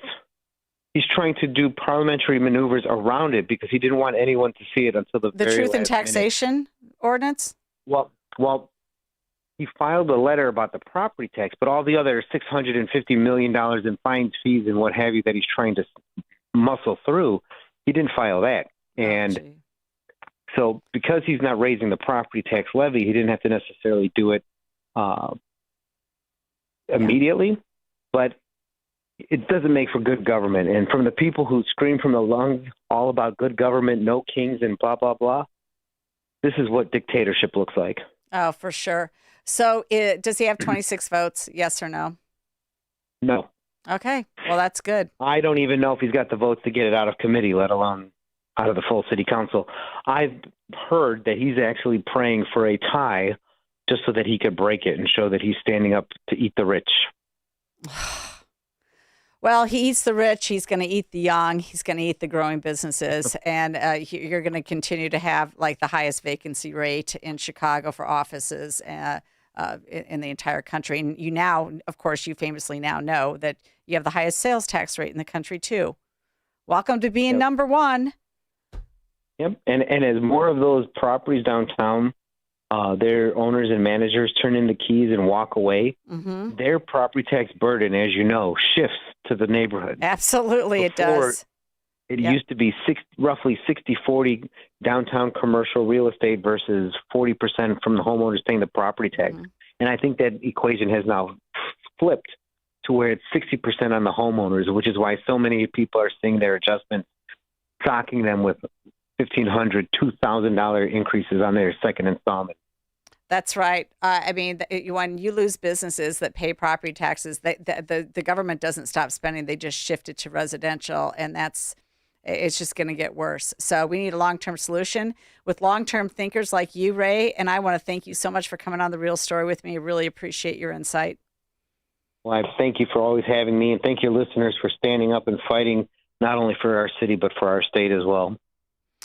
All right. We're going to take a short break, very short break. We'll be right back with Mary Fio Rito. We're going to discuss the numerous bishops that came out with their own video applauding illegal immigration and why it's a good thing. This is The Real Story. Let me take a moment to talk about my friends at QC Kinetics. They're helping so many listeners regain their mobility free from joint pain. Does this sound like you? Where every time you move, it's a reminder of what hurts? A reminder of how far you've drifted from the life you once had? Well, relief is closer than you think, and it doesn't have to come from surgery. At QC Kinetics, Dr. Caravelli and her team tap into your body's own regenerative power using natural healing factors that help restore and repair damaged tissue, reduce inflammation, and relieve pain at its source. Stop masking the pain. Let QC Kinetics help you regain what pain took away. And this Veterans Day, QC Kinetics is giving back to our heroes. Veterans will get $500 off their treatment. And for every non-veteran who starts care, QC Kinetics will donate $500 to the Wounded Warrior Project. It's a great time to book your free consultation to learn how QC Kinetics can help. Call 312-827-6261. That's 312-827-6261. Once more, that phone number, 312-827-6261, and tell them I sent you when you call. So you've decided to get a new mattress, but what about new pillows? I mean, your pillows have been through a lot. Constant flipping, greasy hair, and so much drool. And let's face it, your old pillow has more lumps than Aunt Judy's holiday gravy. This Black Friday, Hassless Mattress has your back, along with your head and neck, too. Through December 2nd, purchase a new Sealy Posturepedic or Beautyrest mattress, and Hassless will give you a free adjustable base and a pair of super supportive and incredibly comfortable pillows. Plus, since Hassless showrooms are employee-free, our prices on Beautyrest and Sealy Posturepedic are way less. Others sell a Queen Emeryville A for $1,374, but Hassless has it for only $1,086. And for Black Friday, now through December 2nd, we're throwing in a free adjustable base and 2 free pillows. Free next day delivery, too. Who knows? You may be one good pillow away from becoming a morning person. Find an employee-free showroom near you at Hassless.com. You're listening to The Real Story with your host, Jeannie Ives. All right. I don't like that music anyway, so let's just get right to it. So I'm packing a lot in this show, and so I only have a few minutes with Mary Fio Rito, but I wanted to bring her in. She is the Cardinal George Fellow to the Ethics and Public Policy Center, and this kind of like came up all of a sudden, about a 4-minute video with a number of bishops from around the United States, essentially asking for amnesty, asking for illegals, all of them that have come in here illegally, to be able to stay. And it really ticked off a lot of people. Father James Altman wrote on his X account, "Thank you, useless fraud bishops of the United States. Thank you for once again proving what an antichrist brood of vipers you are. You literally cannot police your own pervert sex abuse and have paid out parishioners' donations to the tune of billions and billions and billions, which says nothing of your souls you destroyed, yet not one of you served time in jail for your heinous crimes. You failed to publicly condemn the baby butchering Democrats, and you stayed silent when Bergoglio personally overruled the court in Rome. You stayed silent when the apostate Bergoglio, which is Pope Francis, worshipped the Pachamama with the walls of St. Peter's and Vatican. You said nothing when Democrats overran all semblance of national sovereignty. You materially cooperated in illegal invasion and trafficking of unaccompanied minors receiving a fortune in taxpayer money. And they went on and on and on. So he went on and on and on. And this is such a really hot topic. I mean, you even had Bishop Paprocki in that slew of bishops say something. I really wanted to get Mary's thoughts on the bishops speaking out in this way and what we should all think here as Christians. Well, Jeannie, thank you so much for having me. I'm very grateful for the opportunity. And, as you mentioned, I'm the Cardinal George Fellow at the Ethics and Public Policy Center. But prior to that, I spent 28 years working for the Archdiocese of Chicago, including working directly for the cardinal who was there just before Cardinal Cupich, our current cardinal, and that was Francis Cardinal George. And I'm happy to carry on, his name and his legacy in my work at EPPC. But, these are one of these statements, Jeannie, where, having worked for Cardinal for so many years, I can tell you that whenever a statement like this is going to go out, and in fact, this is like I think they only do this maybe once a decade where they would put out a statement of this magnitude and like a communal joint public statement. The last time that happened was when the Obamacare proposals going through would have forced, Catholic entities, but also other, Christian companies to cover abortifacients and contraceptive devices and things like that in their insurance policies, which religious liberty laws had always protected us from in the past. So with these kind of statements, the first thing I can tell you, and that I hope your listeners, both Catholic and non-Catholic alike, will go to the USCCB, that's the United States Conference of Catholic Bishops, USCCB, and read the statement in its totality before you make a judgment about it. Because I know just having worked for the church for many years, every single word is weighed, every single word. And, for those who, are very upset about it, first of all, I think, the one of the key things to recognize, and this is the adjective where I think this entire statement comes down to it, is what the bishops called indiscriminate mass deportation. Indiscriminate. So what that, in its contrary, right, that would say necessarily that discriminate mass deportation is actually okay. So discriminate, which is what President Trump and the Trump administration and everybody within the Department of Homeland Security has been saying they wanted to do all along, was to do targeted, discriminate, interventions in different cities to get the guys who were in Tren de Aragua, to get the MS-13 guys, to get those who were trafficking human beings. But, as you and I both are living in the Chicago area, we have such voices of reason like Alderman Ray Lopez, who was saying even before ICE arrived, what the city needs to do and what the state needs to do is to cooperate with ICE law enforcement so that these incisions, as they will be targeted and specific and will be primarily focused on criminals. And if we don't cooperate with them and we just have to send ICE out into the neighborhoods because we won't let them go into for example, the Cook County jail system to get, men who are awaiting trial who have committed crimes, then you risk all of the other people that seem to be the focus of all the major news stories that we're seeing, right? So the Mexican grandmother who's been selling tacos, from a van in Pilsen for 20 years is just indiscriminately picked up. Well, that's what happens when we don't have local government and national government working together to make sure that this is what we're focusing on primarily. It is the gang members, it is the traffickers, it is the drug dealers, it is the cartels. Mary, let me stop you there for a minute because I did listen to the video. It's like over 4 minutes long. And at first I thought, okay, I can understand where there's coming in from a humanitarian perspective. It seemed all sort of like, yeah, you know what? We want legal immigration. That's kind of what the bent was. Towards the end, though, it really did feel like they wanted nobody deported and, except like the worst of the worst criminals, which is not like Ray Lopez. He was just on, and he's like, look, you have to have been here like 10 years. Otherwise you are leaving. You do need to leave because you came here illegally.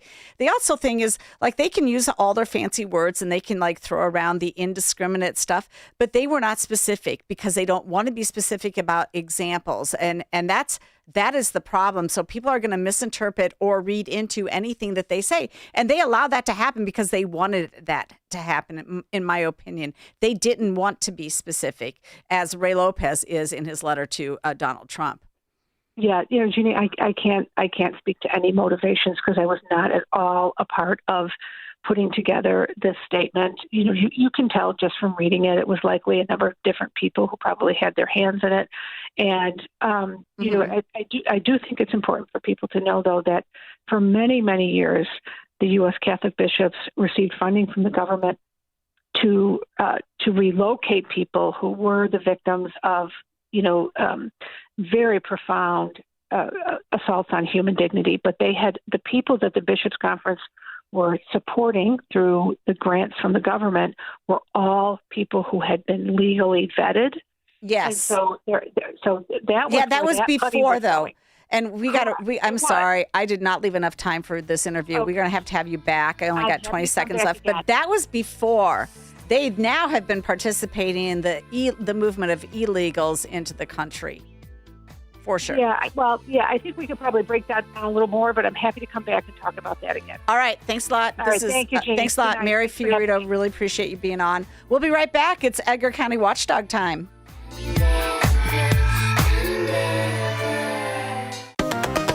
Make sure that you never miss a day of Chicago's Morning Answer with Dan Proft when you subscribe to the Chicago's Morning Answer podcast, presented by Signature Bank. Listen to the entire show each day on demand with limited commercial breaks. You can subscribe today for free at 560theanswer.com and click on podcasts or search for Chicago's Morning Answer on Apple, Spotify, or wherever you listen to podcasts.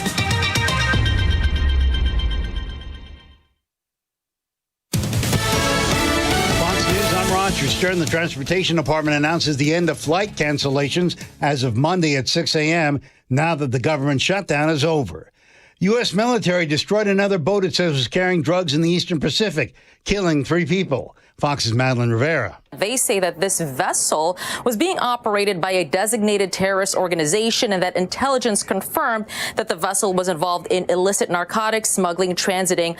DHS in Charlotte, North Carolina, going after undocumented migrants, arresting more than 80 people, saying some of them are dangerous. Border Patrol officials arrested a man who they say is a Honduran illegal alien with a violent criminal history. We're talking multiple simple assaults, shoplifting, and an aggravated felony assault.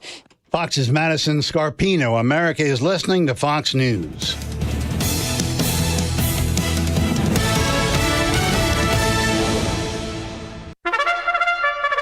It's Reveille. As November rolls into December and people start looking forward to the holidays, and while taxpayers are distracted, local governments in Illinois are deciding how much to raise your property taxes. Illinois has the most units of government of any state, and that adds up to Illinois having the highest property taxes in the nation. From small townships to big counties, government staff and elected officials are looking at the numbers and trying to figure out how much more of your home they can lay claim to. In many counties in Illinois, governments cannot increase their levy more than 5% or the rate of inflation from what they levied last year. In nearly all cases, those governments will tax to the maximum rate possible. Zero-based budgeting is never considered. The tax levy discussions are not about what needs to be funded, but how much more they can tax you. To be fair, there are exceptions. Oftentimes, especially with municipalities that have varied funding streams, they may keep the property tax levy flat because they can increase the local sales tax rate, other fees, or know they will receive more money for roads. School districts, on the other hand, will tax to the max every year. But it doesn't have to be this way. Both Indiana and California have a hard property tax cap on the value of your home of 1%. Governor DeSantis has made specific plans to eliminate property taxes for primary homeowners in Florida. Texas Governor Abbott this week rolled out a plan to roll back $10 billion worth of property taxes and give taxpayers more control over any future spending. Back to Illinois. The system is intentionally opaque and unfair, and for Cook County residents, it's especially bad. This week, they will get their property tax bills that were due in August, and that bill will be payable December 15th. A very Merry Christmas for the government.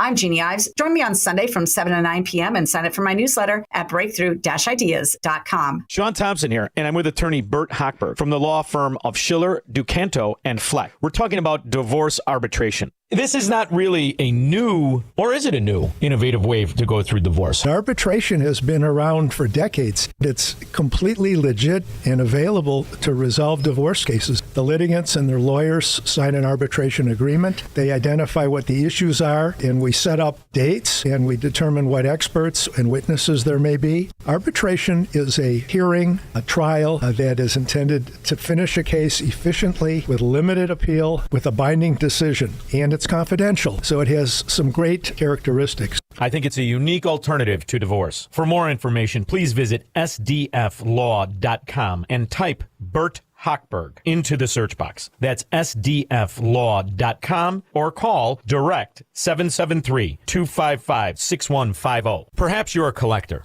or perhaps all of a sudden you have a collection. Maybe it's an inheritance. How do you know what it's worth? This is Sean Thompson for Donley Auction. The market for antiques and collectibles is changing all the time. What is your collection worth right now? Well, I've got an easy way to find out. It's simple. You contact Donley Auctions. With their worldwide audience of live and in-person auctions, they have a good idea of how to tell you exactly what it's worth at exactly right now. They're ready to put top dollar in your pocket. The bigger the collection, the better. Go to DonleyAuctions.com and get the info on all things that they buy and sell to have an idea of exactly what Donley does and how much they need your collection. They have so many buyers, it's a great time to sell. Just simply make a phone call. Donley has traveled all over the country to pick up collections. Just call and talk to the people at Donley Auctions at 815-923-7000. Donley Auctions is your trusted partner in turning your collections into cash. DonleyAuctions.com. You need a construction company, but who? Call Crosscom. A construction company you can trust that shares your Christian and conservative values. For decades, Crosscom has been doing work in Chicagoland, Northwest Indiana, and Wisconsin. Roofs, siding, windows, doors, gutters, basically everything for your home or business, even solar. Quality work and professional services that make you feel great about your decision to work with Crosscom. Call Crosscom. 630-871-5500. Give them a chance to earn your business. If your repairs are due to storm, fire, or flood damage, you need to call Crosscom. They're licensed public adjusters. They work for you, not the insurance company. Crosscom will work to get you the money you deserve, the maximum payout. They know the insurance companies and how to deal with them. They win for you. Call Crosscom. Crosscom Construction and Public Adjusters. This is Dan Lights with Crosscom. You can trust us with your home or business for high-quality work and fair prices. It's the only way we do business. 630-871-5500. CrosscomPublicAdjusters.com. We now return to the real story. Here's your host, Jeannie Ives. All right. Welcome back. It's Jeannie Ives on The Real Story. Thanks for joining me tonight. Appreciate all my listeners. Appreciate my callers, too. 312-642-5600 is the phone line here if you want to weigh in on the conversation. You know what? We got cut short. Didn't get to John Kraft's stories because John and I were reminiscing about the Berlin Wall falling. It was the 36th anniversary of it falling, I believe. So anyway, he had a couple stories that he wanted to cover, and actually they're very, very good ones. So, John, we're going to start with you. Thanks for coming on. I appreciate it. Thanks for having us. You bet. So you guys got some money, or your lawyers got some money on the Dalton deal? Well, the lawyers got the money. They so always on do. another FOIA lawsuit that we won, the judge ordered the city of Dalton, the village of Dalton, to pay $47,500 and some dollars. $47,000 from the taxpayers of Dalton to your lawyers because Tiffany Henyard wouldn't answer a FOIA? Yeah, and this one was for credit card statements. They have them. They have credit card statements. I know, and this one, the clerk admitted that she was ordered not to provide anything, and that the village administrator at the time was told, and he told her that she's not even going to get copies of them, so that way she wouldn't be able to provide them to us. Okay, so the taxpayers got screwed in that deal.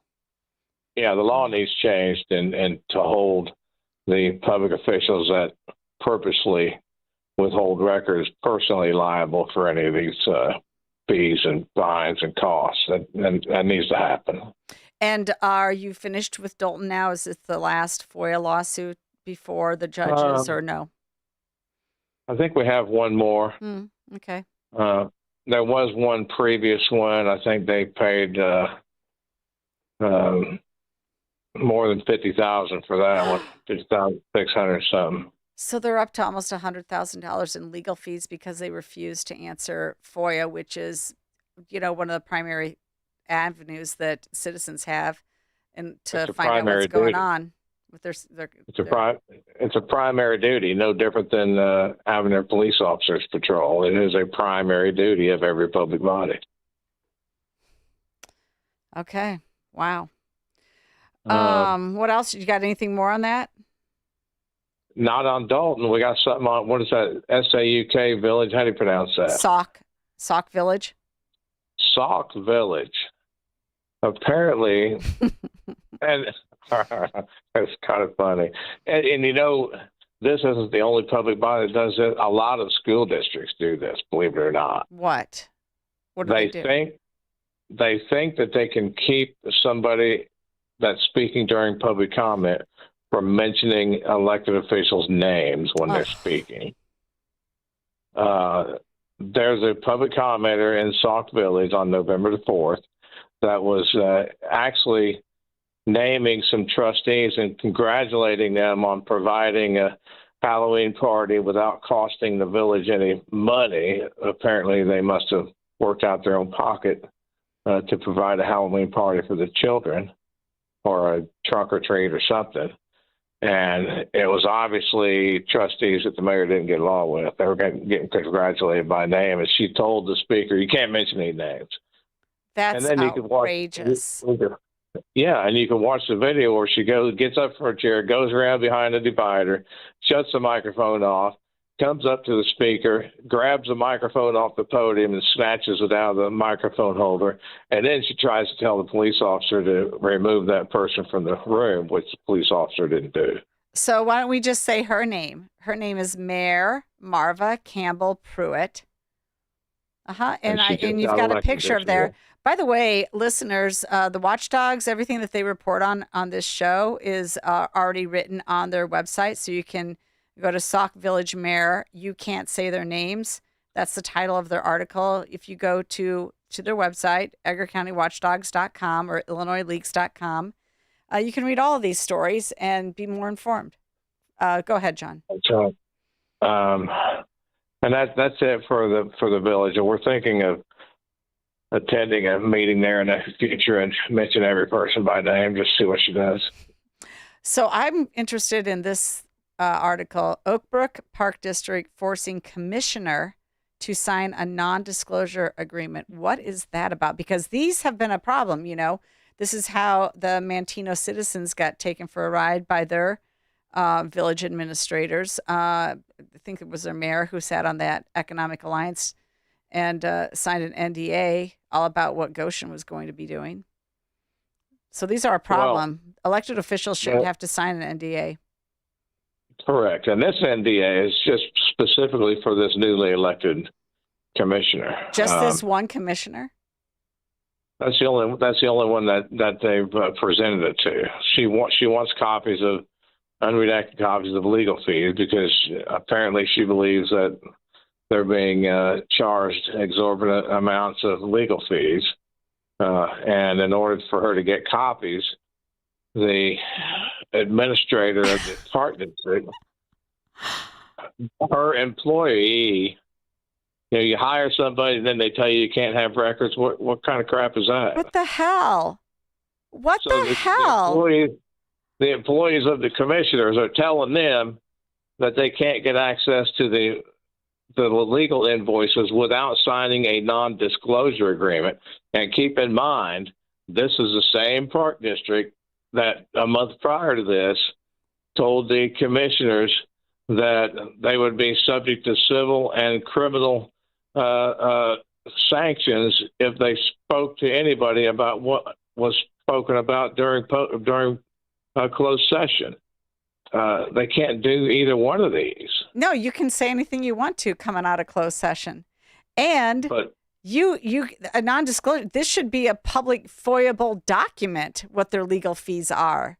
Who's kidding who? It is, but she wanted unredacted copies so she knows exactly what the lawyer is researching and charging for. Well, you can.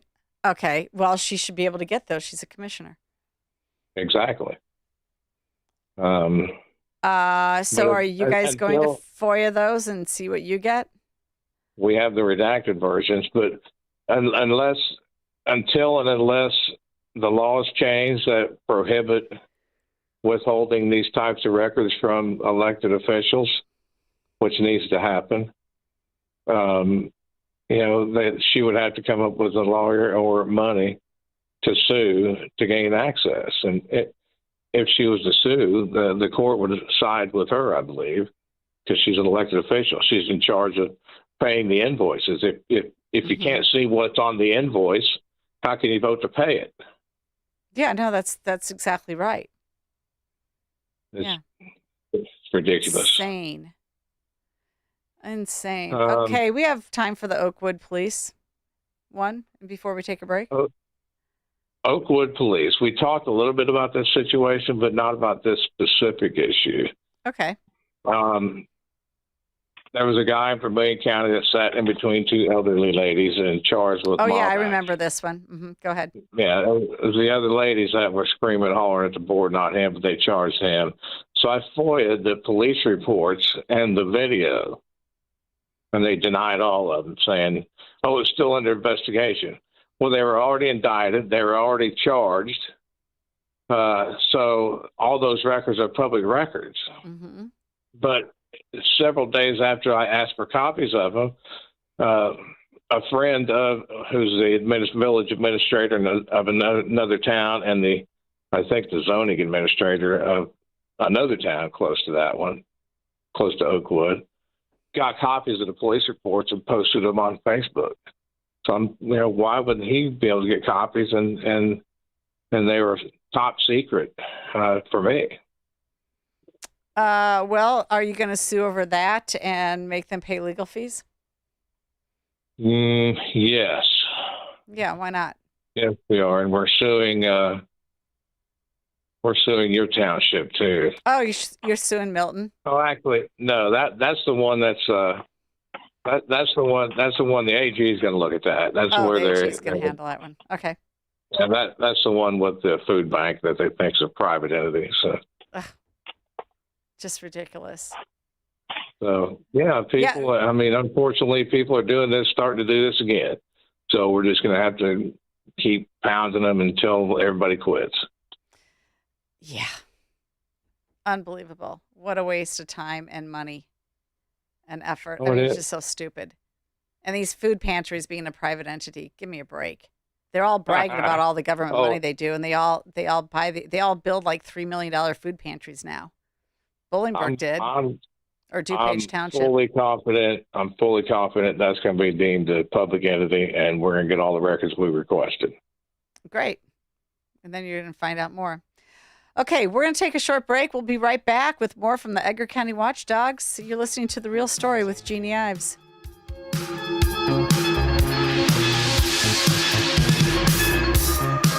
Hi, I'm Ken Mariotti, owner of Woodland Windows and Doors, a third-generation family-owned business since 1969.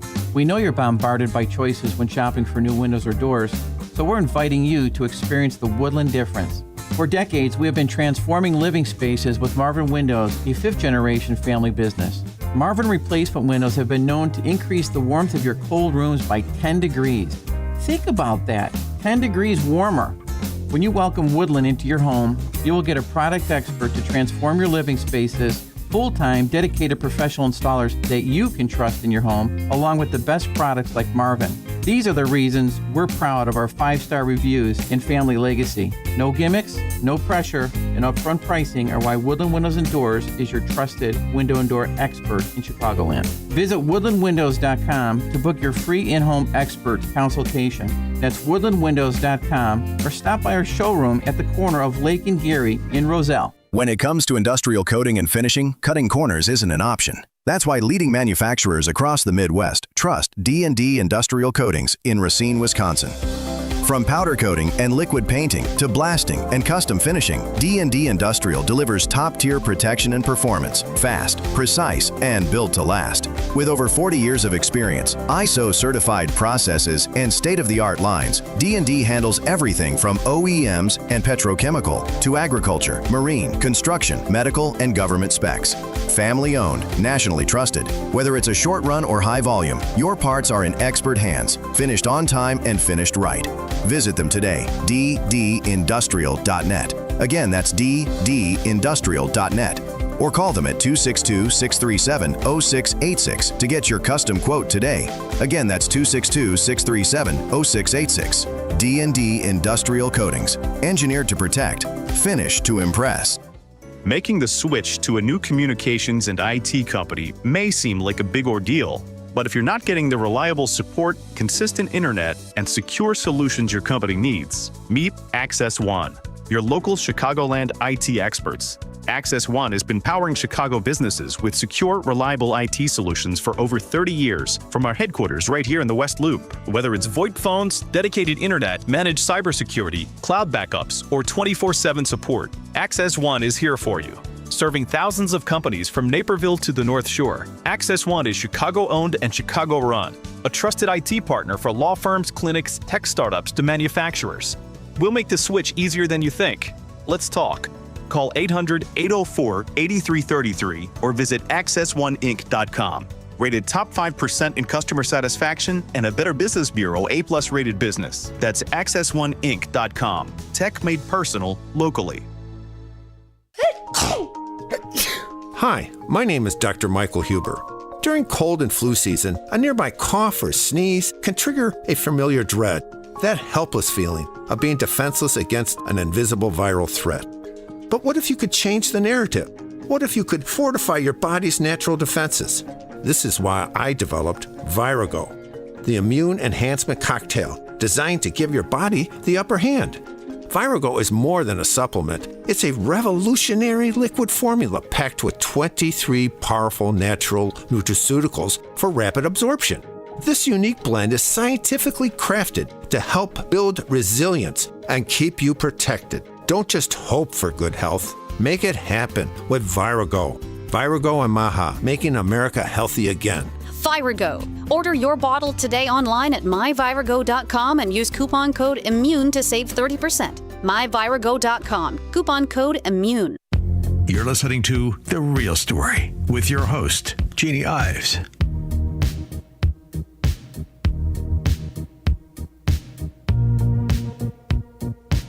All right. Lost my headphones there for a minute. Welcome back. It's The Real Story with Jeannie Ives. We still have the Watchdogs with us. And Kirk, you're up. What do you got for us today? Thanks for having me, Jeannie. You bet. This is another one of those you can't Wait make a minute. it up. Did you get a dare yet? Yeah, actually, I've put 2 in the freezer. Oh, good for you. Awesome. Yep. All right. Yep, been a good start. Okay, good. Just checking. So we've got gun season next weekend, so hopefully we'll put some more in. All right. Good. Cull those deer. I mean, I don't think people know, but like, what, 150,000 deer get taken every season? It's a lot. It's more than that. It's a lot. Yeah, it's a lot. Yeah. All right. Well, basically, we got tipped off about a situation in the Coles County Courthouse where a motion in limine was filed for a defendant to obtain or to have certain records and certain testimony presented that has come to light. And it was a letter from the city of Arcola, and it was regarding one of their police officers. And I'll try to be quick with this. The police committee, the chief gave the officer this letter, and the police committee made a preliminary determination that he violated police department regulations, including but not limited to concealing, attempting to conceal, removing or destroying defective or incompetent work, the falsification of work-related records, the making of misleading entries or statements with the intent to deceive, the willful and unauthorized destruction and or mutilation of department record, book, paper, or document, failure to disclose or misrepresenting material facts, or the making of any false or misleading statement on application, examination form, or other official document, failure to take reasonable action while on duty when required by law, statute, resolution, or approved department practices or procedures, exceeding lawful peace officer powers by unreasonable, unlawful, or excessive conduct, any other on-duty and off-duty conduct which any employee knows or reasonably should know is unbecoming a member of the department of which he is contrary to good order, efficiency or morale, or which tends to reflect unfavorably upon the department or its members. Any failure or refusal of an employee to properly perform the functions and duties of an assigned position. And the last one, giving false or misleading statements or misrepresenting or omitting material information to a supervisor or other person in a position of authority in connection with any investigation or in the reporting of any department-related business. And he still has a badge? The police chief put in his letter, please let me know if you would prefer to have your employment end in your resignation rather than a termination. You know why they do that? Why? If they terminate them, it has to go through a review at the Illinois Law Enforcement Training Standards Board. When it's not, and it's not an adjudicated situation, the state never sees hide nor hair of the situation. And lo and behold, didn't take long, he's now the investigator in Mattoon Police Department. So when we ran the story, we wanted to know, what did Coles County know? Basically, did they hire a dirty cop was the question. They actually posted on Facebook, this is one of their finest officers, and have gone full-fledged defense, saying that he has done nothing wrong in their eyes. They don't believe he's done anything wrong, but they refuse to answer my question, is there anything in this letter that's false? He refused to go on the record to address the contents of the letter. So, okay, play devil's advocate here. Is it a situation where, I don't know, it's a he said, she said, or it's, a personality issue, or somebody is out to get him, or what? We don't know, right? Because they didn't want it further investigated. That is true. But what's happening is there's what's called the Giglio case. There's several cases on this, and the Brady case as well. The defendant has a right to information that goes to the credibility of witnesses against them. Well, this officer is going to appear in one of these cases, and the defendant wants to expose his credibility or lack thereof and address this. Yes. And the city is fighting the release of the information. Well, that's why wrong. would they fight the release of it? I mean, why fight it? If this is not true, why fight it? Man, go to the courtroom and prove none of this is accurate. But they're fighting it, and it has not been turned over to the defense. So the state's attorney, we don't know if the state's attorney's had it or not, because he's still not answering the discovery in the case, the subpoena for these records. But the defendant and his attorney were able to get the records from Arcola. And they confirmed that, Mattoon PD came up and they viewed his records, and doesn't say that they took copies of them, so they may not have them in their possession, but they did say they were reviewed. So how is it a laundry list like this, and now we're going to fight to not release it, but this kid's going to, whoever this person is that's, on trial, it's common sense in the justice system that he has a right to address credibility issues of any officer that's testifying against him. And this letter alone, the city or the police chief made it evident.